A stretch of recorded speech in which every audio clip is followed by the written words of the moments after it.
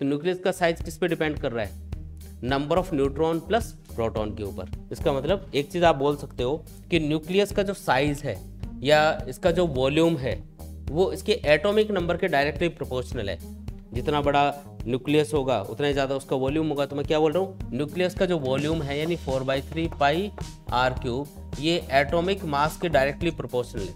Atomic mass के directly proportional क्यों? क्योंकि एटॉमिक मास से ही हमको पता चलता है कि किसी भी न्यूक्लियस में कितने प्रोटॉन या न्यूट्रॉन हैं, टोटल नंबर ऑफ न्यूक्लियॉन्स कितने हैं।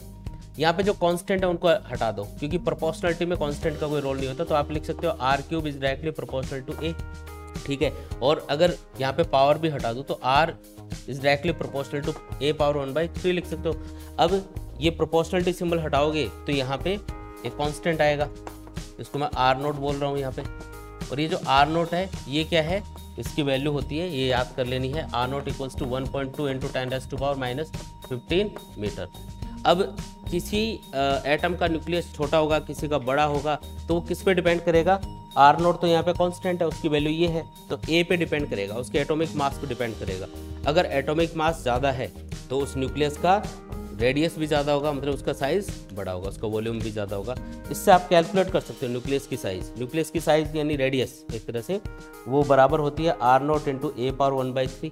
अब a की वैल्यू जो भी होगी, जैसे किसी एटम का एटॉमिक मास है 27, तो यहाँ पे 27 पुट करोगे, 27 की पावर 1/3 करना है। 27 को आप 3³ भी लिख सकते हो, तो 3³ पावर 1/3 यानी 3 बना, तो 3 इंटू r0 आंसर हो गया।